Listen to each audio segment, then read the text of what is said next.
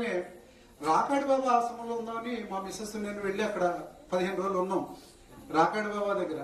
అక్కడ రాకాడి బాబా నింబోలిలో ఉంటే అక్కడ 3 రోజులు జనాలు ఎవరు మనం పట్టించుకోలేదు. 3-4 రోజులు దాటేటప్పుడు ఒక్కొక్కడు రావడం మొదలెట్టారు. ఏంటో వీళ్ళందరూ ఎందుకు వస్తున్నారు అనుకుంటే ఒక ఆయన వచ్చాడు, రేటు రాత్రి పులి వచ్చి తలుపు తొట్టిందా అన్నాడు. ఆయన వచ్చిరండి హిందీలో, మాకు అసలు హిందీ రాదనుకోండి, వాడు మరాఠీలో మాట్లాడతాడు.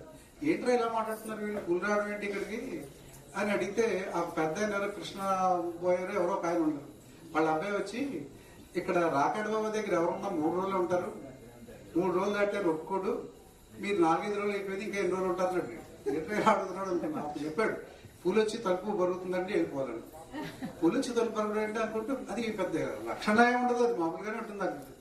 సో అక్కడికి వెళ్ళి 10 రోజులు 15 రోజులు ఉంటే అనిపించింది స్వర్గం అంటే ఇంకెక్కడో లేదు. థాయిలాండ్ ఏవో అంటారు చూసారే, అవన్నీ కాదు. అక్కడ ఉంటే అనిపించింది. నేను ఆవిడ వండుకుంటూ ఎక్కడికైనా ఏదుంటే తినేసి బతికేస్తూ ఉంటాం. అక్కడ ఆవిడ ఉండేది, మనం తినేవాళ్ళం. ఆ స్వామివారు అనుకున్నాం ఏంటో, ఎంతమంది సిద్ధపురుషులు, ఎంతమంది మహానుభావులు ఎక్కడికి వెళ్తే అక్కడే కనిపించేవారు, దర్శనమిచ్చేవారు. హిమాలయాస్లోనే కాదు, అక్కడ కూడా అంతమంది మహానుభావుల దర్శనాన్ని సంపూర్ణ గురు అనుగ్రహం మనకి వర్షింపజేశారు. సదానంద స్వామి పూర్ణానంద స్వామి ఒక మాట, పూర్ణానంద స్వామి చెప్పారని సదానంద స్వామి చెప్పేవారు, ఒక శిష్యుడిని ఒక గురువు అనుగ్రహిస్తే సృష్టిలో ఉన్న అందరు గురువులు వాడికి అన్ని ఏర్పాట్లు చేయాల్సిందే అని. అది 100% నా నమ్మకం. అయితే ఖచ్చితంగా అరవంలో తిండి లేని చోట సముద్రంలో అండ్ మీరు చదువుతున్నారు కదా, అందులో ఘోరారణ్యంలో కూడా దిక్కులేనప్పుడు అగ్ని చుట్టూరు కమ్మేసినప్పుడు కూడా రక్షించింది చండీ మాత అంటే ఒకటి చిన్న కోరిక కూడా చెప్పాడు. అది నేనే ఆశ్చర్యపోయాడు. ఎందుకంటే ఈ రోజుల్లో సహస్ర చండీ చేయడం అంటేనే 30-40 లక్షలు బడ్జెట్, బయట ఎక్కడ చేయాలంటే. అసలు చండీ హోమానికే 2 లక్షలు తీసుకుంటున్నారు శంకరమఠం. అక్కడ సహస్ర చండీ చేయడం, సహస్ర చండీ ఇన్ని హోమాలు, ఇంతమంది పార్టిసిపేషన్ అంటే ఎలా ఉంటుంది? నేను ఇదే ఎలా అవుతురా బాబు అని భయపడుతూ రోజు టెన్షన్తో గడుపుతుంటే, ఓ రోజు భీమవరం నుంచి కార్ డ్రైవింగ్ చేసి వస్తుంటే, ఒరే మన ఆయుధ చండీ చేద్దాం రా అన్నమాట. మతిపోయింది. ఒరే అక్కడ స్టీరింగ్ ఆపేసి, మా శ్రీమతి పక్కనే ఉంది, స్టీరింగ్ ఆపేసి అలా నోరు తెచ్చి ఉండేటప్పటికి ఆయుధ చండీ అంటే 10,000 సార్లు పారాయణ, 1000 సార్లు హోమం. వాళ్ళు ఇంటర్వ్యూ చేసినట్టు దగ్గరగా మనం 10,000 చండీ చేసేయగలం అన్నాడు. చేసేయగలం రా అన్నాం. ఏమీ తెలియనట్టు హోమాలు రోజుకి ఎన్ని చేయగలుగుతాం రా అని చిన్న మెసేజ్ పెట్టాడు. అంటే ఒకటి చేస్తాం లేదు అలా కాదు, ఆయుధ చండీ చేస్తే అలాగా వెంటనే క్యాలిక్యులేట్ చేసి చెప్పేస్తాం. 27 హోమం గుండాలు పెడతాం, 200 మంది 5 సార్లు హోమం చేస్తాం, 5 సార్లు అయిపోతుంది. చేయగలవా అన్నాడు. ఎందుకు చేయాలో ఖచ్చితంగా చేద్దాం. So his dream is to fulfil Ayudha Chandi. ఆ స్వామివారు అనుగ్రహిస్తే, ఆ స్వామివారు ఆశిస్తుంటే ఇదే కార్యక్రమం బిఫోర్ ఎండ్ ఆఫ్ 2026 ఖచ్చితంగా జరుగుతుంది. డేట్స్ 3-4 నెలల ముందే మీకు డిక్లేర్ చేయడం జరుగుతుంది. సో మీరందరూ మన 200 సాధకులు తయారవ్వాలి. సప్తసతీ సాధకులు అందరూ కూడా మినిమం 10,000 పారాయణలు అవ్వాలంటే ఒక్కొక్కళ్ళు 400-500 పారాయణలు చేసేలాగా పెట్టుకోగలగాలి. ఎందుకంటే 10,000 మనం కంప్లీట్ చేయాలంటే కనీసం ఒక 100 మంది 200 మంది సాధన చేసేవాళ్ళు మనకు కావాలి. సో ట్రై చేద్దాం. స్వామివారి అనుగ్రహం ఉంటే అది కూడా చేయడానికి, మరి వారికి ఎందుకు ఆ సంకల్పాన్ని స్వామివారు పుట్టించారు అది వారికి తెలియాలి. సో అది చేస్తే ఇంకా చేస్తాం. ఇంకా మా శారదం గారు లాస్ట్ టైం చెప్పారు, ఏమంటే మనం విశేష అధ్యాయ సప్తసతి హోమం చేద్దాము అన్నారు. చేద్దామా, ఇక్కడ మన టైము అవుతుంది కదా, ఇంకా సాధకులు తయారవ్వండి అన్నాం. సో విశేష సప్తసతి అధ్యాయ హోమం కూడా మనం చేస్తాము. ఏమి డౌట్ అక్కర్లేదు, ఏమి డౌట్ అక్కర్లేదు చేస్తాం. ఇప్పుడు మీరు లాస్ట్ లో మొక్క తీసుకొచ్చి ఇందులో పెట్టాం, చూసుంటారు కదా. సో ఇది దీని మీద రీసెర్చ్ పెరుగుతుంది, ఆ సబ్జెక్ట్ తెలుస్తుంది. ఇప్పుడు నాకు ఆయన తోడేయండి, మా వ్యాస బ్రహ్మగారు. సో ఏంటి సార్ ఏ పుస్తకంలో ఉంది, అలా మరాఠీ పుస్తకంలో ఉంది, పలా కర్ణాటక పుస్తకంలో ఉంది, అటు మంత్రశాస్త్రాన్ని యథాశక్తి షేర్ చేసుకుంటున్నాం. సో మీరు అడిగిన ప్రతి డౌట్ సోమవారం ఏదో ఒక రూపంలో మనకి ఇస్తారు, మనం చేస్తాం. మొన్న మా మిస్సెస్ అంది దశమహావిద్యులు మనకు కావాలండి. దశమహావిద్యులు మా ఫణి గంగాధరు మీకు దొరికేయండి. ఇప్పుడు ముందు శైలపుత్రి ఉన్నాయి కదా, ఇక్కడ కలసాలు పెట్టారు, ఇది పలానా పుస్తకం ఉంది, పలానా చోటు ఉంది, నేను పంపిస్తాను, కాకపోతే మీరు చదువుకోండి అన్నాడు. అది సంస్కృతం. ఇలా చూశాను, సంస్కృతం రాదు కదా, సరే ముందు ఏదో ఒకటి వచ్చింది కదా, దాన్ని ఎలా డీకోడ్ చేయాలి ప్లాన్ చేసుకుంటాం. మనం ఖచ్చితంగా ఈ టైప్ ఆఫ్ నవదుర్గులు శైలపుత్రి కోష్మాండ ఇది కూడా మనం పెడతాం, ఇది చేస్తాం. మంత్రశాస్త్రాన్ని సాధన చేసే వాళ్ళకి స్ప్రెడ్ చేయమని పూర్ణానంద స్వామి సదానంద స్వామి స్పష్టంగా వీలునామాలో కూడా రాశారు. మీ అంత చాలా మంది కొన్ని డౌట్లు ఉన్నాయి ఇక్కడ. అది ఒక్క విషయం మీరు ఓపికతో అర్థం చేసుకోండి. ఒకే ఒక నిమిషం. ఈయన ఈ సుబ్రహ్మణ్యం అనేవాడు శాస్త్రి. సుబ్రహ్మణ్యం కాదు, మా అత్తయ్య పెట్టిన పేరు శాస్త్రి. ఎందుకంటే మా అత్తయ్యని తెలుసుకోలేని రోజు ఉండదు. ఎందుకంటే నన్ను తయారు చేసింది ఆవిడ, అంటే వీళ్ళ మదర్. నన్ను పూర్ణాస్వామి పరిచయం చేసింది జయంతి విశ్వేశ్వరరావు, అంటే ఇవాళ నాన్నగారు, నాకు మావయ్య. సో పూర్ణాస్వామి తీసుకెళ్లి బలవంతాన్ని ఒక రౌడీ వేషంలో నన్ను పూర్ణాస్వామి తీసుకురమ్మన్నారు. తీసుకెళ్లి వెళ్తే శ్రీశైలంలో ఆయన. ఆ విధంగా మా మొదటి కలయిక జరిగింది. సో ఈ మంత్రశాస్త్రం ఏంటి, ఈయన ఊరందరికి ఇచ్చేస్తాడు, ఎవరేం చేసినా తప్పులున్నా ఆయన పట్టించుకోడు, ఈయన ఏదో చేసుకుంటాడు అని రకరకాల వర్షన్స్ నేను వింటున్నా. కాదమ్మా, ఎందుకు కాదని నేను చెప్తానంటే, స్వామివారు చెప్పారు, నాకే చెప్పారు, ఎవరు పూర్ణాస్వామి చెప్పారు. నేను పంచముడు అని తిట్లు తినే రోజుల్లో, అంటే నేను బ్రాహ్మణుడిగా పుట్టిన, ఎవరు అడిగారు మీరు బ్రాహ్మడా అని, నేను కాదని చెప్పాను దా గేడు తెరే. సో నేను బ్రాహ్మణుడిగా పుట్టినప్పటికీ నేను బ్రాహ్మణుడిగా పెరగలేదు. నాకు బ్రాహ్మణత్వం మీద పెద్దగా, ఎందుకంటే వీఆర్ సోషల్ రిఫార్మర్స్ మా ఫ్యామిలీ. సో ఆచారాలు తేడా వస్తాయని కాదు, మన పైన మనం చేసే సాధనాలు ఉన్నా మన వాళ్ళని కూడా ఇబ్బంది కలగకూడదు, ఈ కాన్సెప్ట్తో తయారైన వాళ్ళు. సో ఏమి అప్పటి వరకు రౌడీలా తిరిగి దేవుడు అంటే తెలియని వ్యక్తి మరుసటి రోజు పాదుకులు సదానంద స్వామి ఇంటికి తెచ్చిన వెంటనే, పాదుకులు తెచ్చాను వాడికి ఏమీ రాదంటున్నాడు, మరి ఈ పాదుకులకి అభిషేకం ఎలాగాని సదానంద స్వామి పూర్ణాస్వామిని అడిగారు ఫోన్లో, ఎస్టీడీ ఫోన్ బుక్ చేసి మా ఇంటి నుంచి. This happened in the year 91. స్వామివారు జీఎన్ఆర్ ద్వారా మరి ఎలా చెప్పారో సదానంద స్వామి వాడిని బజార్కి వెళ్ళి పుస్తకం కొనుక్కొని రుద్రం చదవమని అభిషేకం చేయమని చెప్పారు. నా జీవితంలో అది షాక్. ఎప్పుడైతే పూర్ణానంద స్వామి ఆ పుస్తకం చదివి చేయమని చెప్పారు, సదానంద స్వామి చెప్పారు, వెంటనే బజారు పారిపోయి, అప్పుడు ఆ రోజుల్లో ఇన్ని పుస్తకాలు ఉండేవి కాదు, వావిళ్ళ ప్రశ్నలు అక్కడ పోయి ఆ పుస్తకం తెచ్చుకుంటే ఎంతంతలా పుస్తకం. ఇది స్మారక పాఠశాలలో విద్యార్థులకు చెప్పే పుస్తకాలు మాత్రమే ఉండేవి. ఆ పుస్తకం తెచ్చుకుని మన గార్ధవ స్వరంతో అభిషేకం చేయడం మొదలెట్టాం. ఇంక ఇంట్లో వాళ్ళు పంచముడో కాదురా పరమప్రష్టుడు అంటే తినడం మొదలెట్టారు పెద్దవాళ్ళని. వీడు తప్పు చదువుతున్నాడు, వీడికి తెలిగే రాదు, ఇటువంటి వాడేమో ఇప్పటివరకు నిన్నటి వరకు దేవుడు లేడు, ఇప్పుడేమో రుద్రం చదువుతున్నాడు, వీడు వెళ్ళలేకపోతున్నాడు. ఈ మాట అలా అలా అలా అలా వెళ్ళింది పూర్ణాస్వామి దగ్గరికి. చెప్తే వాడే కరెక్ట్ చేసుకుంటాడు అన్నారు. వాడంటే శివుడు, ఆ శివుడే కరెక్ట్ చేసుకుంటాడు అని పూర్ణాస్వామి చెప్పిందా మన భయం ఏంటి? అలా తప్పులు చేయము, తప్పులు చేయకుండా తప్పులు సరిదిద్దుకుంటూ అడుగు ముందుకు వేస్తాం. ఇది నాకు చెప్పిన పాఠం. అందువల్ల మంత్రశాస్త్రంలో ఇక్కడ తయారవుతున్న వాళ్ళందరికీ కూడా కూర్చోబెట్టి అక్షరాలు రాని వాళ్ళకి అక్షరాలు వచ్చేలాగా, పెద్దవాళ్ళకి పెద్ద తరంగా, చిన్నవాళ్ళకి చిన్న తరంగా, ఎక్స్పర్ట్స్కి ఎక్స్పర్ట్స్ తరంగా. ఈవేళ గొడవల్లి గణపతి గారు, మన ప్రభా రామకృష్ణ స్వామి ఇలాంటి వాళ్ళు, అటువంటి వాళ్ళందరూ నాకు బాగా మిత్రులు. మంత్రశాస్త్రంలో ఏమైనా డౌట్ వచ్చేటప్పటికి తిరుపతి వేదిక యూనివర్సిటీకి వెళ్ళిపోతుంటాను నేను, ఎందుకంటే అంతకంటే పెద్ద భాండాగారం ఇండియాలో లేదు. అలాగే మనకు ఋషికేశ్ దాటిన తర్వాత అక్కడ ఒకటి ఉంది యూనివర్సిటీ, సాంస్క్రిట్ యూనివర్సిటీ, అక్కడ పరిచయం లేదు. ఈ తిరుపతి వేద విశ్వవిద్యాలయంలో చాలా మంది ప్రొఫెసర్స్ ఉన్నారు. సో ఏదైనా డౌట్ కానీ వస్తే I will refer to that. వాళ్ళు అక్కడ కూర్చుని జుట్టు పీకేసుకుంటూ ఉంటారు. ఎందుకంటే పూర్ణాస్వామి మంత్రశాస్త్రాన్ని అర్థం చేసుకోవడం ఈ సృష్టిలో ఎవరికీ సాధ్యం కాదు. అటువంటిది డీకోడ్ చేయడానికి ప్రయత్నం చేస్తారు వాళ్ళు. సో వాళ్ళ దగ్గర క్లారిఫికేషన్స్ తీసుకుంటూ అర్థం చేసుకుంటూ మిగిలిన వాళ్ళకి మనం స్ప్రెడ్ చేస్తున్నాం. ఈవేళ సాధనలో ఇంట్రెస్ట్ ఉన్న వాళ్ళకి, ఎవరికి ఏ సబ్జెక్ట్ లో ఇంట్రెస్ట్ ఉందో ఆ సబ్జెక్ట్ లో పూర్ణానంద స్వామి ప్రతి సబ్జెక్టు తయారు చేశారు. గాణపత్యం, సుబ్రహ్మణ్యం, లేకపోతే సౌరం, లేకపోతే శైవం, లేకపోతే శాక్తేయం, ఎన్ని రకాలు ఉన్నాయో అన్ని రకాల్లో పూర్ణానంద స్వామి మంత్రశాస్త్రాలు అనంతంగా ఉన్నాయి. శ్రీ విద్య, మహావిద్య, ఇంకా ఏ ఉన్నాయో అన్ని కూడా అవంతా ఎంత సూటిగా ఇచ్చారు సదానంద స్వామి వారు. పూర్ణానంద స్వామి గుర్తుతో పూర్ణానంద స్వామి ఆమోదించిన లైబ్రరీ మన దగ్గర ఉంది. సో నన్ను అడిగితే, మరి నేను తప్పు చేస్తున్నానో చెడ్డ చేస్తానో నాకు తెలియదు, నన్ను ఎవరైనా విద్య అడిగితే పుస్తకాలు వెతుక్కుంటాను, కొన్ని రోజులు సాధనలు పెడతాను, చేస్తాను. ఈయన మంత్రాలు చెప్పేస్తున్నాడు, ఊరందరికి ఓపెన్ చేసేస్తున్నాడు అంటారు. విద్య ఓపెన్ చేయకపోతే ఎలాగా?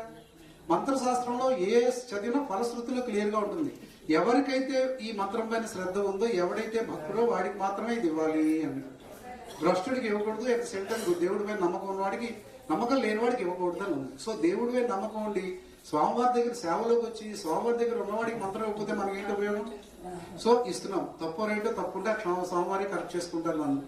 ఒకవేళ తప్పు లేకపోతే హ్యాపీగా వాళ్ళు బాగుపడతారు.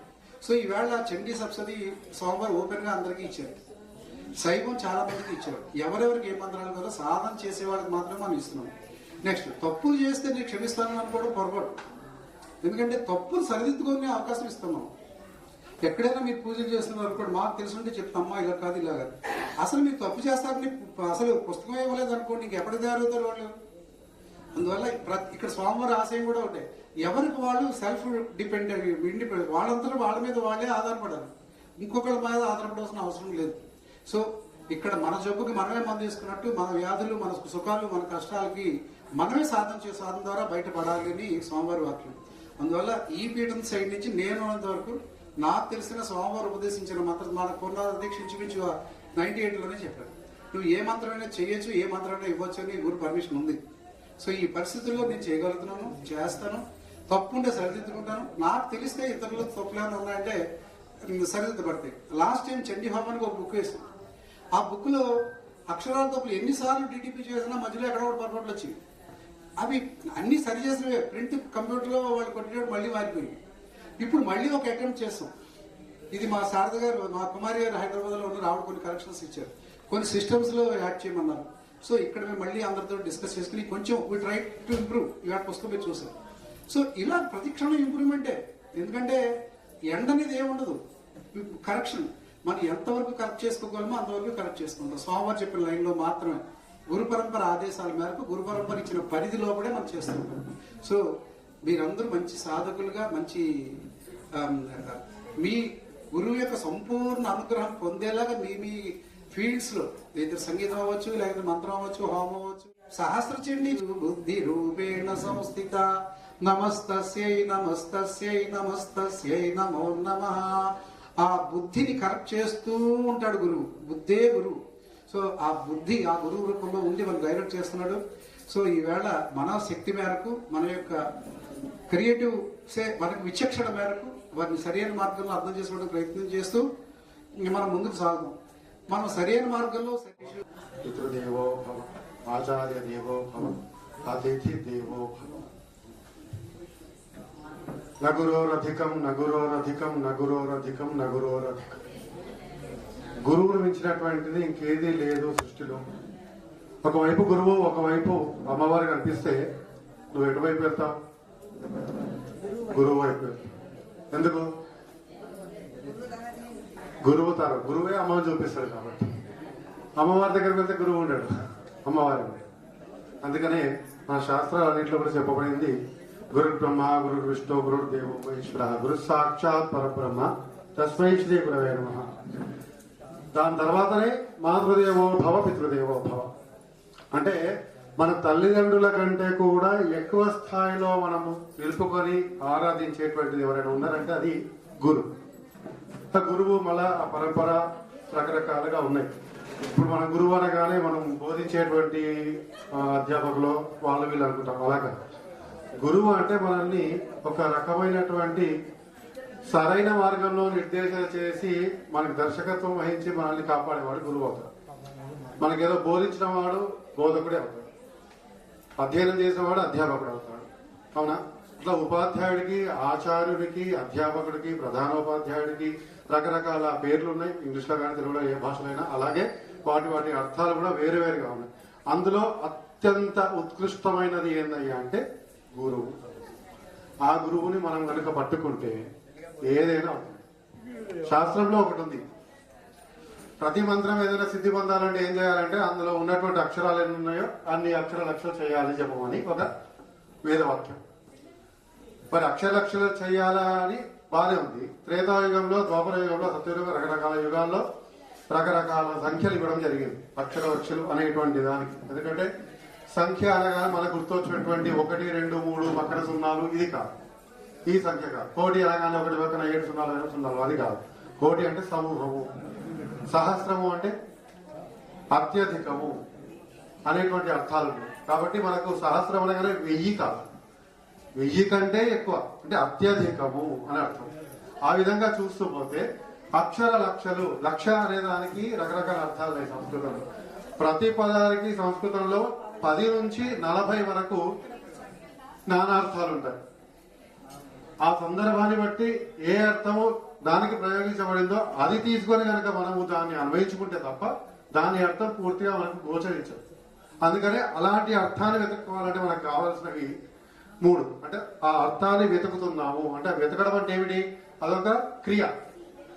దానికి కావాల్సింది క్రియాశక్తి ఉంటేనే ఆ అర్థాన్ని మనం వెతుక్కోగలుగుతాం. అట్లే ఆ క్రియను చేయాలంటే మనకు ఒక ఆలోచన రావాలి. అవునక దాన్ని జ్ఞానశక్తి అంట. బుద్ధి లేదా జ్ఞానం అన్నారు కదా, యాదేవి సర్వభూతేషు బుద్ధి రూపేణ సంస్థిత నమస్తస్యై నమస్తస్యై నమస్తస్యై నమో నమః. అంటే ఈ చరాచర జగత్తులో అన్ని జీవరాశుల్లో ఏదైతే బుద్ధి రూపంలో ఉన్నదో దానికి నేను పదే పదే నమస్కారం చేస్తున్నాను, దాన్నే జగన్మాతగా కొలుస్తున్నాను అని దాని యొక్క అంతరార్థం. అయితే ఆ బుద్ధి మనకు ఎలా కలుగుతుంది మరి? అది గురువు మనకు కల్పిస్తాడు. దానికంటే ముందు ఇచ్ఛాశక్తి, జ్ఞానశక్తి, క్రియాశక్తి, జ్ఞానశక్తి, ఇచ్ఛాశక్తి, ఇదే త్రిశక్తి స్వరూపం. ఇచ్ఛాశక్తి అంటే సంకల్పము. అవునా? అది తెలుసుకోవాలనేటువంటి సంకల్పం మనకు ఉండాలి. వారు అన్నట్టుగా మీకు పుస్తకం ఇవ్వలేదు అనుకోండి, ఏడా తెలుసుకుంటాం. పుస్తకం ఇచ్చిన తర్వాత 60 మందికి పుస్తకాలు ఇచ్చారు, ఒక 40 మంది ఓపెన్ చేయలేదు, 20 మంది ఓపెన్ చేశారు. మొదటి పేజీ ఓపెన్ చేసిన వారు 10 మంది, 10 పేజీలు ఓపెన్ చేసిన వారు ఒక 5గురు, పూర్తిగా బుక్ చదివిన వారు 4గురు, అందులో మొహమాటపడి ఇది అడిగితే ఏమనుకుంటాడో అని గురువు దగ్గరికి రాకుండా ఉన్న వాళ్ళు 3గురు. ఒక్కడు మాత్రమే గురువు దగ్గరికి వచ్చారు. ఆ ఒక్కడు మాత్రమే పరిపూర్ణమైనటువంటి ఆనందాన్ని పొందుతాడు. అవునా కాదు? అంటే మనకు మొహమాటం ఉండకూడదు. చదువు దగ్గర మొహమాటం ఉండకూడదు, తిండి దగ్గర మొహమాటం ఉండకూడదు. ఈ రెండు నాకు చెప్పిన గురువు గారు చెప్పారు. ఈ రెండు ఉండటం వల్ల మనమే నష్టపోతాం. తిండి దగ్గర మొహమాట పడితే ఏమవుతుంది? మన గడపే మారుతుంది. చదువు దగ్గర మొహమాట పడితే మన మీద అట్లే ఉంటుంది, సైజులో అంతే ఉంటుంది, పెరగదు తగ్గదు. కానీ దాని యొక్క బుద్ధి కుశలత, ఏదైతే మనం నైపుణ్యము ప్రావీణ్యత అంటామో అది మనకు ఏర్పరచబడదు. ఆ విధంగా ఈ త్రిశక్తి స్వరూపునైనటువంటి అమ్మని మనం కొలుస్తున్నాం. అవునా? యా దేవి సర్వభూతేషు శక్తి రూపేణ సంస్థిత నమస్తస్యై నమస్తస్యై నమస్తస్యై నమో నమః.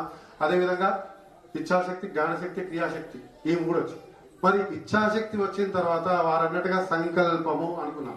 ఈ సంకల్పం 2 రకాలుగా ఉంటుంది. కామ్య సంకల్పం అన్నారు, మోక్షం పొందాలంటే మోక్షం పొందాలనుకోవడం కూడా సంకల్పమే అన్నారు. అవునా?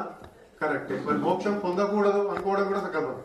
అవునా కదా? సంకల్పం లేకపోవడం అంటూ కూడా ఉండదు. ప్రతి దాంట్లోనూ సంకల్పం ఉంటుంది. కానీ నాకేమి అది వద్దు, నాకు ఇది వద్దు అనుకోవడం అనేది మన ఇష్టం కాదు. ఒకటి వద్దు అనడానికి మన దగ్గర అసలు అర్హతనే లేదు. మనకి ఏది కావాలి అనేది మన ఆలోచనల ద్వారా ముందే నిర్ణయించబడి ఉంటుంది. మీకు ఉదాహరణ చెప్తాను.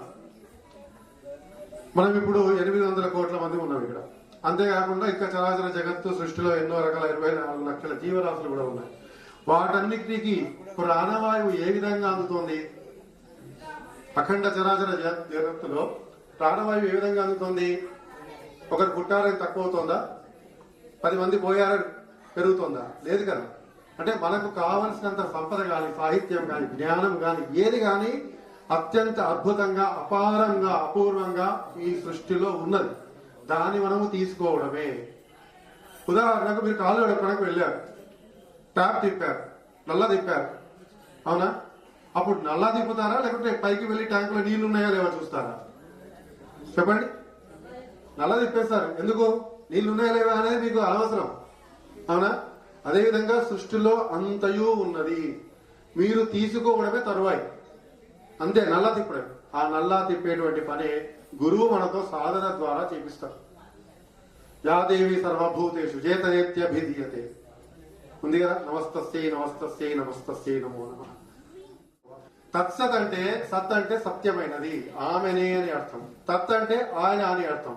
ఈ తత్ సత్ కానటువంటి ఏంటిదంటే చిత్, చిదానందం, సదానందము, తాదాత్మ్యము, తర్వాత చిదానందము, ఇవి ఉంటాయన్నమాట.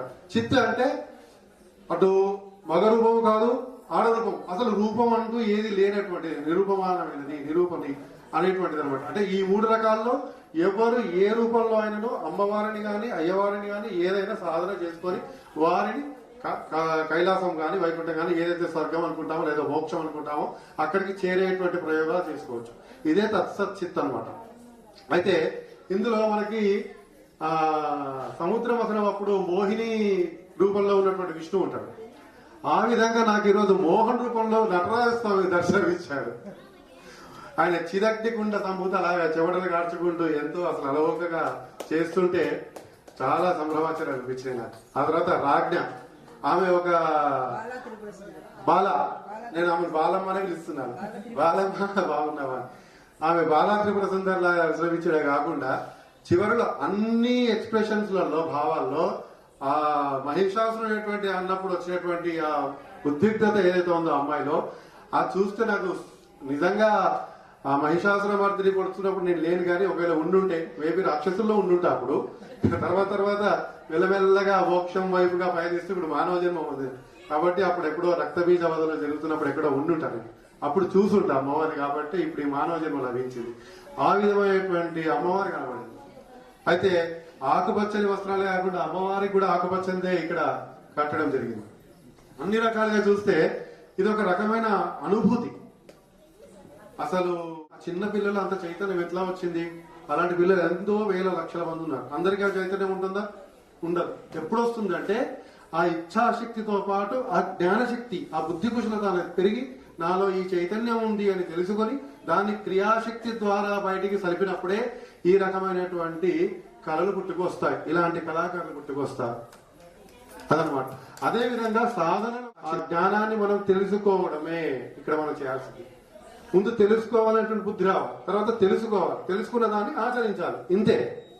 ఇంతకుమించి ఇంకేం చేయాల్సిన అవసరం లేదు. ఇంకేదో శాస్త్రాలు వెతికి, మూలాలు వెతికి, ఏదో చేసి చదివేస్తే ఉన్నపతి పోయినట్టుగా పిచ్చివాళ్ళం అవ్వాల్సిన అవసరం లేదు. ఎంతవరకు తెలుసుకోవాలో అంతే తెలుసుకోవాలి. తెలుసుకున్న దాన్ని మాత్రం ఖచ్చితంగా ఆచరించాలి. ఆచరించినటువంటి చదువు ఎంత ఉన్నా ఏమి లాభం లేదు. అవునా? చదువది ఎంత కలిగిన రసజ్ఞత ఇంచుక చాలకున్న ఆ చదువు నిరర్ధకంబు అని శ్రీనాథుడు చెప్పాడు. అంటే చదువది ఎంత ఉన్నా కూడా సంస్కారం లేకుంటే ఏం లాభం లేదు. అవునా? అట్లే గుణ సంయుతులు ఎవరు కూడా వెచ్చరు.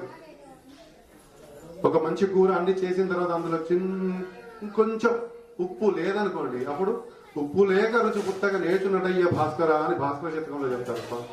అంటే ఉప్పు ఎలా అయితే పనిచేస్తుందో ఆ విధంగా చదువు అంటే ఈ విద్య అనేటువంటిది మనకు ఆ విధంగా పనిచేస్తుంది. అందుకే ఈ విద్యను మనం అందుకోవాలంటే ఇచ్ఛాశక్తి, జ్ఞానశక్తి, క్రియాశక్తి, ఈ మూడింటిని మమేకం చేసుకుని మనస్సులో నిలుపుకొని, ఇంతకుముందు ఎవరు అడిగారు అంతర్ముఖ సమారాధ్య బహిర్ముఖ దుర్లభ అంటే మరి బయటనే చేయాలా, బయట కష్టమా, లోపల ఈజీ కదా, అదే చేసుకోవచ్చు కదా అని బావి అడిగారు. అంటే నీలోనే ఉన్నదాన్ని వెతుక్కోవడం, ఇంట్లో ఉన్నది వెతుక్కోవడం ఈజీగా, బయట షాపుకు వెతుక్కోవడం ఈజీగా? చెప్పండి. అవునా?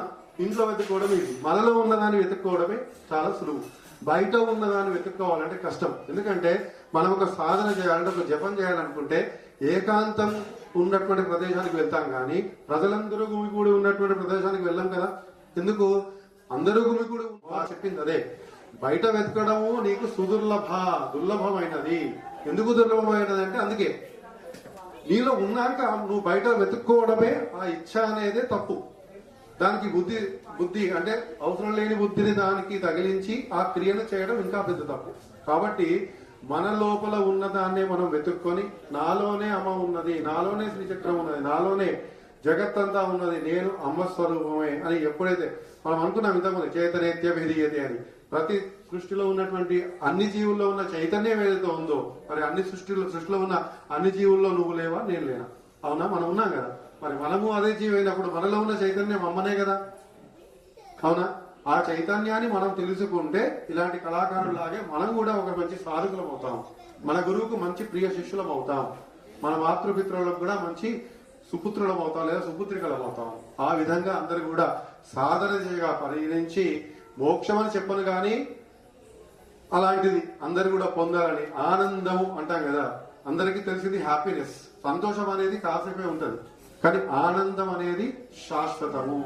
బహిర్ముఖ అందరూ కూడా యాదేవి సర్వభూతేషు శక్తి రూపేణ సంస్థిత నమస్తస్యై నమస్తస్యై నమస్తస్యై నమో నమః స్వస్తి.